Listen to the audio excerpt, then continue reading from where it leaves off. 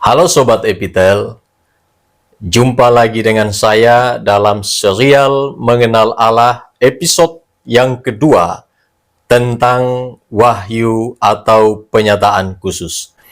Penyataan khusus adalah tindakan Allah untuk memperkenalkan dirinya secara pribadi dan spesifik yang memungkinkan manusia boleh mengenal Dia, bisa mengenal firman-Nya dan berelasi dengan Allah, yang kemudian ini semua menyebabkan manusia boleh hidup bagi kemuliaan Allah dan soli Deo Gloria. Penyataan khusus dinyatakan oleh Allah dengan berbagai cara dan media. Ketika Adam jatuh ke dalam dosa, Tuhan datang kepadanya, "Adam, Adam, di manakah engkau?" Kepada Abraham, Tuhan memanggil dia dari tanah Ur Kasdim menuju ke tanah yang dijanjikan. Kepada Musa, Tuhan datang kepadanya dan bersabda, "Akulah Allah ayahmu, Allah Abraham, Ishak, dan Yakub." Juga kepada Israel, berkali-kali Tuhan menyatakan dirinya secara personal dengan menggunakan kata ganti orang pertama tunggal. Itu kalau diterjemahkan adalah aku. Tuhan bilang, "Akulah, akulah. Anoki, anoki, anoki." Itu dalam bahasa aslinya, bahasa Ibraninya. Juga dalam PB demikian, ketika Tuhan telah datang ke dunia menjadi manusia, sering Tuhan mengatakan, "Ego eimi, ego eimi, aku adalah, ego lego, aku berkata," dan seterusnya. Secara personal, Tuhan menyatakan dirinya supaya manusia boleh mengenal Allah.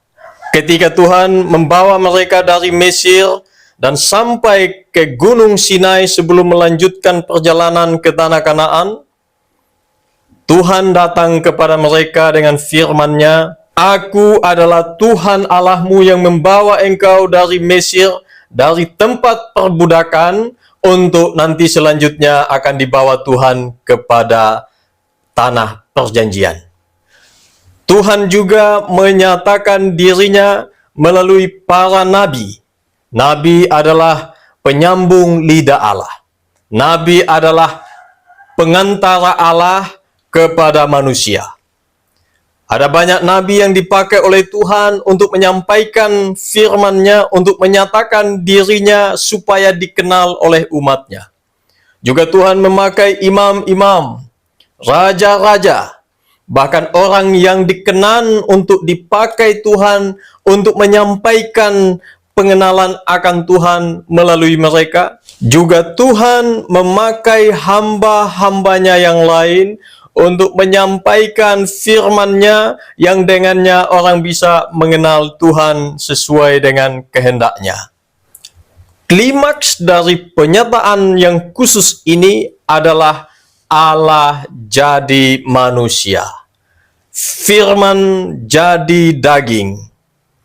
Hologos sarx egeneto. Dalam Yohanes 1 ayat 14 dikatakan firman jadi manusia dan diam di antara kita. Dan dengan demikian Allah menyertai kita. Allah yang maha besar, yang transenden, tapi sekaligus imanen, bersama-sama dengan kita. Immanuel. Sekali lagi, Allah bersama-sama dengan kita. Lalu semua penyataan yang khusus ini yang telah dinyatakan oleh Tuhan, ditulis oleh hamba-hambanya yang dipimpin dan diinspirasi oleh Allah, supaya tidak ada kesalahan dan tidak ada kekeliruan dalam penulisan. Dan semua ini dikumpulkan jadi satu kitab yang kita kenal hari ini sebagai Alkitab. Alkitab tidak sekedar buku, tetapi buku yang berisi sejarah penebusan Allah, penyertaan Allah, pertolongan Allah kepada kita manusia. Tujuan utama Alkitab diberi oleh Allah supaya kita bisa mengenal Dia dengan benar dan berelasi dengannya dengan benar dan hidup dalam ketaatan firman-Nya dalam seluruh hidup kita. Dengan itu, maka kita tak bisa lagi untuk menciptakan Allah dalam pikiran kita, lalu kemudian kita menyembah apa yang kita pikirkan. Penyembahan kepada Allah harus berdasar pada apa yang dipikirkan, yang disampaikan oleh Allah kepada kita melalui firman-Nya, melalui Alkitab. Mau kenal Allah, maka belajarlah mengenal kitab suci. Semua hal yang berkaitan dengan keselamatan dan pengenalan akan Allah dinyatakan dengan lengkap di dalam kitab suci. Lalu setelah kita memahami apa dan bagaimana itu penyataan khusus, sekarang kita masuk pada poin yang terakhir. Apa refleksinya bagi kita? Setidaknya ada 3 refleksi dari penyataan atau wahyu khusus ini. Yang pertama, betapa seriusnya dosa-dosa kita. Karena keseriusan dosa kita, Allah sampai-sampai datang ke dunia untuk menyelesaikan persoalan yang tak bisa manusia selesaikan. Kalau dosa-dosa kita tidak terselesaikan, maka jangan mimpi ada keselamatan. Jangan berharap kita bisa mengenal Allah dan punya persekutuan dengannya dan masuk dalam kerajaan Allah. Itu tak mungkin. Allah Maha Kudus, Maha Adil, Maha Benar, dan Dia tidak berkompromi dengan dosa. Karena itu ini harus diselesaikan. Jikalau manusia ingin untuk bersekutu dan ingin hidup kekal bersama dengan Allah. Refleksi yang kedua, kesesatan tak ada obat. Kita manusia berjalan menurut kehendak kita. Firman Tuhan katakan kepada kita, kita ini sekalian sesat seperti domba.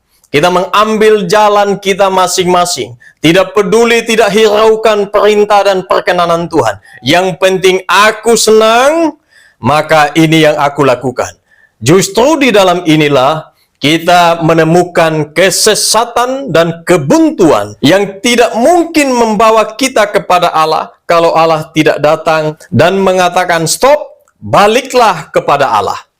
Amsal 14 ayat 12 jelas mengatakan kepada kita. Kita berpikir bahwa jalan kita ini lurus, sudah sesuai, sudah berdasarkan standar, tetapi ujungnya menuju maut. Itu sebab Tuhan datang dalam wahyu yang khusus ini untuk membawa kita yang sesat kembali ke jalan yang lurus, kembali kepada kebenaran Allah. Dan ini semua hanya bisa di dalam jalan yang lurus, yaitu Kristus Tuhan kita yang telah mengatakan, Aku adalah jalan dan kebenaran dan hidup. Tidak ada seorang pun yang dapat datang kepada Bapa kalau tidak melalui aku. Ego eimi he hodos kai he aletea kai he soe. Jalan itu memungkinkan kita untuk kita kembali kepada Tuhan, untuk kita bersekutu dengan Tuhan, dan selama-lamanya bersama dengan Tuhan. Lalu refleksi yang ketiga, betapa agungnya kasih Allah kepada manusia. Bayangkan, Allah yang maha besar itu, Dia meninggalkan kemuliaannya, Dia datang ke dalam dunia, dan mencari kita, menyelamatkan kita, mengasihi kita dengan kasih yang tanpa syarat, tanpa embel-embel, kasih yang tiada tara, kasih yang tak terbatas.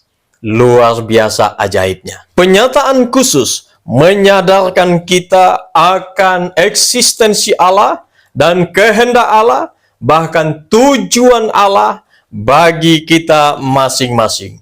Di akhir dari pembahasan ini, ingatlah satu hal.